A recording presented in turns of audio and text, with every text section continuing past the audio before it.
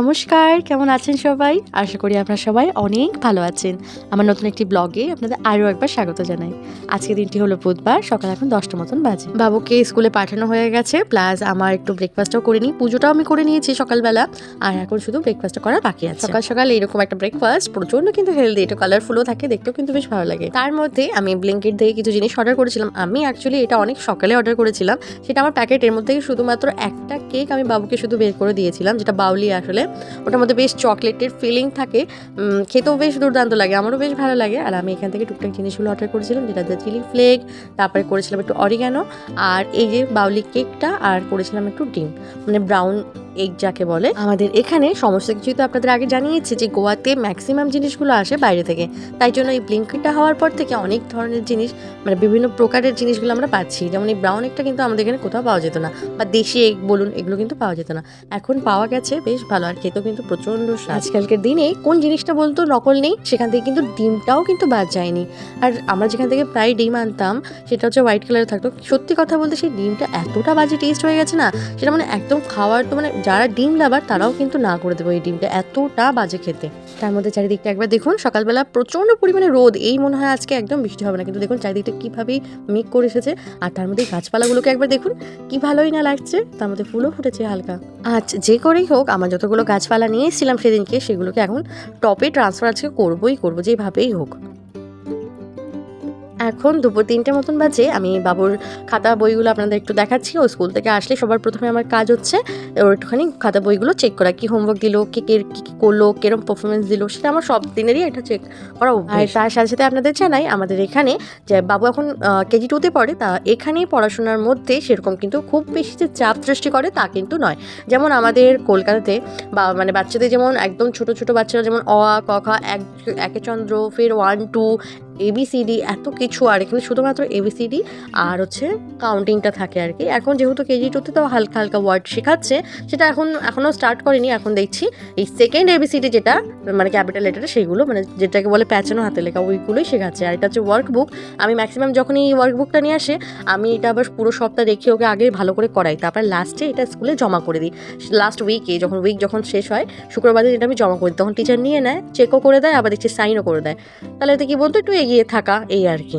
দুষ্টু তো প্রচুর, হোমওয়ার্ক তো খুব একটা বেশি না, সেই জন্য। যখন ক্লাস 1 কি 2-এ উঠবে, তখন এখানকার যে প্রধান ল্যাঙ্গুয়েজ হচ্ছে আপনাদের কোকনি ল্যাঙ্গুয়েজে, তখন অ আ ক খটা জাস্ট হিন্দি ওয়ার্ডের মতনই, সেটাই শেখাবে তখন।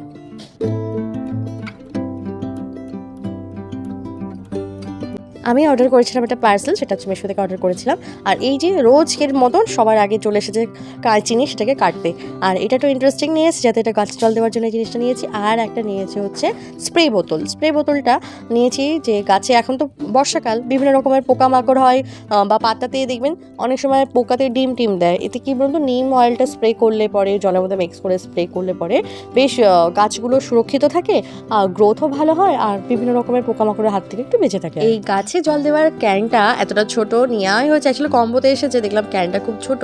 এতদিকে একদিকে অসুবিধা কিছু নেই, আমার যে খুব একটা গাছ আছে তা না, ব্যালকনির গাছটা খুব একটা বেশি নেই, কিন্তু সব থেকে সুন্দর লাগছে কি, বাবু এটার প্রতি খুব ইন্টারেস্টেড থাকবে, যে এত সুন্দর লাগছে ছোট, ও জলটা নিয়ে ক্যারি করে গাছে জল দিতে পারবে ওই জন্য। আর দেখতেও কিন্তু বেশ সুন্দর লাগছে। সেটাই, সামনে একটা মুটকি হলে খুব ভালো হতো, এখানে কোনো রকম একটা ঢাকনা নেই, ঢাকনাটা হলে কিন্তু ভালো হতো বেশ। এখন বিকেল 5:30 মতন বাজে। আমি নিয়ে বসে পড়েছি গাছগুলো সব প্যাকেট থেকে বের করে, এবার টপে ট্রান্সফার করব। এখানে সব রকম হারভেজগুলো আমি রেখে দিয়েছি, বোন মিল সব মিক্স করে, মাটিতে মিক্স করে আমি রেখেছি। এবার সব এক এক করে টপে রাখবো, আর সুন্দর করে উপর দিয়ে মাটিগুলো ছড়িয়ে আমি দেবো।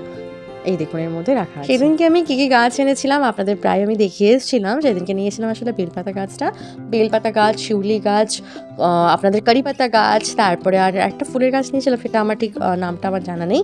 আর একটা যেটা নিয়ে এসেছিলাম সেটা হচ্ছে গন্ধরাজ লেবু, যেটা সত্যি হয়তো বেড়ে উঠতে অনেকটা দেরি লাগবে, কিন্তু নিয়ে এসেছি, অ্যাটলিস্ট ওটাই ভালো যে লেবু গাছ আছে। এই আর একদিন সময় করে আমি এইখানে যে গাছপালাগুলো আছে পেঁচিয়ে পাচিয়ে যে লতা পাতার মতন উঠেছে সেগুলোকে সুন্দর করে কাটিং করতে হবে। কাটিং করলে পরে খুব সুন্দর একটা বেড়ে উঠবে। আর আরেকটা টপ চেঞ্জ করতে হবে ওগুলো। আমার যতগুলো গাছপালা আছে তার মধ্যে হাফ গাছপালারই আছে টপ চেঞ্জ করবো, আর এই বাকিগুলো যেগুলো আপনাদের বললাম যে কাটিংটা পরে করতে হবে সেইগুলোরও টপ আপাতত চেঞ্জ করতে হবে, বাট একটু সময় নিয়ে, কারণ আর কিছুক্ষণের মধ্যে হয়ে যাবে সন্ধ্যা। এই গাছগুলো টপ চেঞ্জ করে তারপরে হাত পা ভালো করে ধুয়ে সন্ধ্যা ধরাতে হবে। এখন রাতে 10:30টার মতন বাজে, আমরা বেরিয়েছি একটু রেস্টুরেন্টের উদ্দেশ্যে, কারণ আজকে বাইরে খাওয়ার খুব ইচ্ছে করছে। তো প্রথমে ভাবলাম যে রেস্টুরেন্টে বসে খাবো, তার থেকে বেটার খাবার প্যাক করে বাড়িতে নিয়ে এসে খাওয়াটা। তাই জন্য আমরা পৌঁছে গেছি রেস্টুরেন্টে, অর্ডারটা দেওয়া হচ্ছে, এবার মিনিমাম 10-15 মিনিটের মধ্যে দিয়ে যাবে। একটু বিরিয়ানি খাওয়ার খুব ইচ্ছে করছে বহুদিন ধরে, আর এখানে সেদিনকে যে আমরা রেস্টুরেন্টে এসে বিরিয়ানিটা খেয়েছিলাম সেটা বেস্ট লেগেছে। চলে এসেছি বাড়িতে, এখন গাড়িটা পার্কিং করা হচ্ছে, বৃষ্টিটাও সেরকম আর খুব একটা নেই, ছিটেফোঁটা।